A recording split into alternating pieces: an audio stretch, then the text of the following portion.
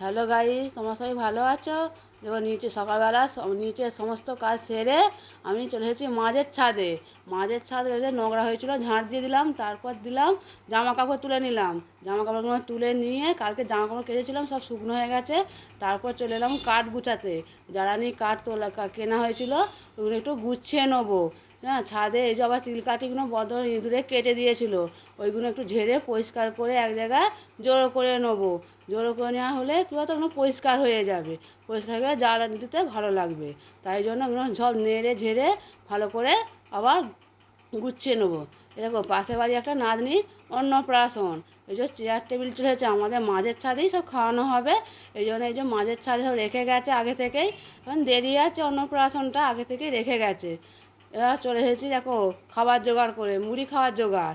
মুড়ি খাবো, তার সাথে একটু অল্প পান্তা ভাত ছিল, কালকে রাত্রে ভাত একটু বেঁচে গিয়েছিলো, পান্তা ভাত খাবো। ওই যে পান্তা ভাত নিয়ে নিয়েছি, এখানে নিয়েছি বেগুনি, পেঁয়াজ, লঙ্কা নিয়ে বসে গেছি খেতে। খাওয়া দাওয়া করে নিয়ে আবার চলেছি কলতলায় বাসন মাজতে। বাসনগুলো মেজে নিই, মুড়ি খাওয়ার বাসন সবাই খেয়েছে, সবার বাসনগুলো কলতলায় ছিল, মেজে নিলাম। মেজে নেওয়ার পর চলে এসেছি দেখো ওই যে ফ্রিজে ছিল চিংড়ি মাছ, চিংড়ি মাছগুলো বার করে নিয়ে বাছতে লেগে গেছি। আজ থেকে এঁচড় কাটা হয়েছে, কলতলাতেই রেখেছি, কেন সঙ্গে সঙ্গে তো এঁচড়টা কাটলে অনেকটা আঠা বেরোয়, এই জন্য কলতলাতেই আছে। কলতলা থেকে নিয়ে এসে আবার দালানে চলে এসেছি এঁচড় কাটার জন্য। এঁচড় কাটতে লেগে গেছি। এঁচড় কাটার পর আমি এই জন্য পটল ভাজা হবে, পটল কেটে নিচ্ছি। আবার এখানে আম নিয়েছি, আমের চাটনি হবে। আজকে রান্না হবে এঁচড় চিংড়ি দই দিয়ে, আর পটল ভাজা আর আমের চাটনি। এই রান্না হচ্ছে। উনুনে ভাত বসিয়ে দিয়েছি, আজকে গ্যাসে তরকারিগুলো করব। তাই জন্য সব কেটে আগে সব জোগাড় করে নিচ্ছি, একা বুঝতেই পারছো। এখানে আবার এঁচড় আর আলু সেদ্ধ করতে দিয়েছি প্রেসার কুকারে, একটা সিটি মেরে নেবো, তারপর তরকারিটা করবো। এখানে আবার এঁচড়ের সিটি মারার পর এখানে পটল ভাজতে লেগে গেছি। পটল দেখো বন্ধু এখন লাল লাল করে ভাজা হয়েই এসেছে। এবার আমি পটলগুলো তুলে নেবো, আর এখানে এঁচড় চুবির মধ্যে ঢেলে দেবো, কারণ জলটা আবার ঝরে যাবে। জলটা ঝেড়ে নিয়ে আমি আবার উনুন ভাজবো তো আবার তেলের মধ্যে দিয়ে। পটল ভাজা হয়ে যাওয়ার পর আমি আবার এঁচড় আর আলু একসাথে কড়াই নেড়ে নিচ্ছি, ভালো করে লাল লাল করে একটু ভেজে নেবো। নেওয়ার এবার তেল দিয়ে দিয়েছি, এঁচড় আর আলু ভাজা হয়ে গেছে। এবার মশলা করার জন্য আমি কড়াই তেল দিয়ে দিচ্ছি, এরপর দিয়ে দেবো তেজপাতা আর গোটা মশলা থেতো করে দিয়ে দিচ্ছি তেলের মধ্যে, একটু নেড়ে চেড়ে ভেজে নেবো। তারপর আমি দিয়ে দেবো কেটে রাখা পেঁয়াজ। এই যে এখানে কেটে রাখা পেঁয়াজ দিয়ে দিলাম। এবার পেঁয়াজটা আমি একটু ভালো করে নেড়ে চেড়ে ভেজে নেবো, লাল লাল করে ভেজে নেবো। এই যে ভাজা হচ্ছে। এত গরম বন্ধুরা, রান্না করতেও ঘেমে যাচ্ছি। এরপর দিয়ে দেবো রসুন, রসুনটা আমি দিয়ে দিলাম। এবার ভালো করে একটু নেড়ে চেড়ে ভেজে নেবো।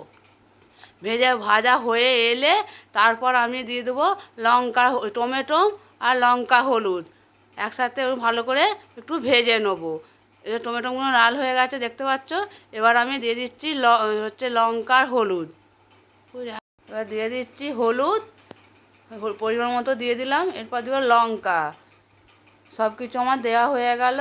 দেওয়ার পর ভালো করে নেড়ে চেড়ে ভাজা করে নেবো। ভাজা হয়ে এলে আমি দিয়ে দেবো আদা বাটা।